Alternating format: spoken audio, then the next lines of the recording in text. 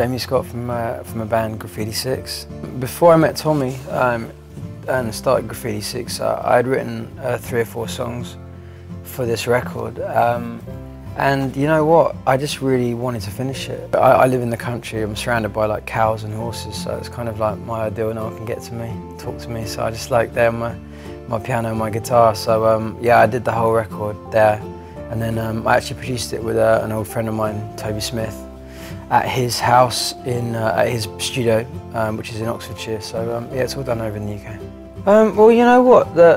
I think the only difference between this and like the Graffiti 6 record and again the record that I did before that on Park Bench Series was the fact that it's just production, you know, and it's how you dress a song up. I think that from anything you write, if it's on the piano or the guitar, you know, it can sound the same in the same genre of music until you start producing it. And I think Tommy D was the difference in Graffiti 6. Like he took songs and changed them completely to how I would have done them in a singer-songwriter's album, you know. And something like Goodbye Jeffrey Drake on the Graffiti 6 album could actually have been on this new album. It's the same kind of song, but it sounds completely different. So I think it's how you dress them up. So I don't really actually hear myself too much of a difference in the songwriting on all the albums, you know.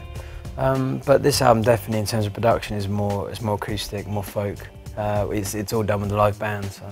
Okay, so basically, I had this idea of kind of following a couple through their life, and it's kind of obviously based on the things I've been through, but it's also a bit fictional, and it follows a couple through their life. And the first and the last song on the album are like bookends of the record. And it's actually the same song, one's a cappella and one's with music. And the whole idea is that in the first song on the record they die together as an old couple, and then it goes right back to the beginning of their lives through the record. And then the last song on the album as well, they die again together, so it's back to the, you know, when you see a film and it cuts to like the last bit of the film and then it works its way back through. So it's kind of like what I've done, and it's kind of trying to find, I suppose, a positive element to try and work out sometimes, you know, the struggles that people have, you know, when you lose someone and you get close to people, and you kind of like that can sometimes even be a negative thing because of how much you miss someone, all these kind of things. And at the end, the last track on the album is called Heaven's Gates, and you know, there's this big crescendo music, and it's like, it's supposed to be like, you know, going out with a bang. So it was just kind of, I suppose if I'd written a movie, that's kind of the album that I'd have made, you know.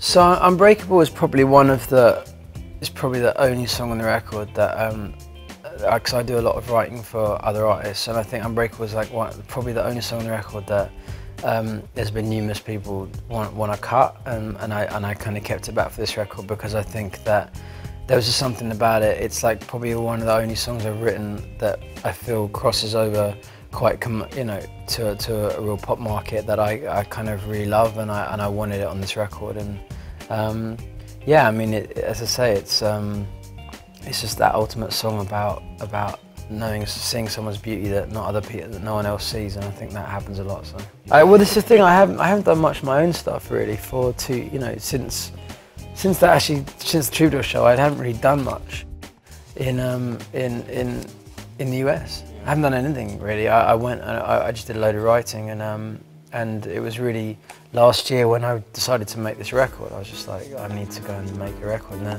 You know, so I've been doing a lot of writing over the last 2 years, which has kind of slowed up a little bit as I'm doing this now.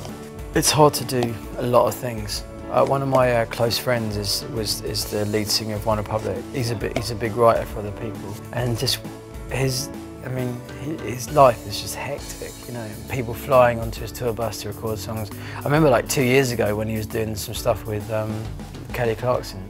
She was flying onto his tour for like 2 days, just hang out on his tour bus and write a song, and it's just like, you know, that's dedication. I mean, you know, I've never watched a cover that I thought was really bad and it made me feel bad, because, you know, just seeing someone enjoy my music is amazing. And I suppose it goes back to that thing about what you said earlier, you know, how you dress a song up. You know, you can. I was listening to Radio 1 in the UK have this thing called Live Lounge where bands go and they do a few covers and they play.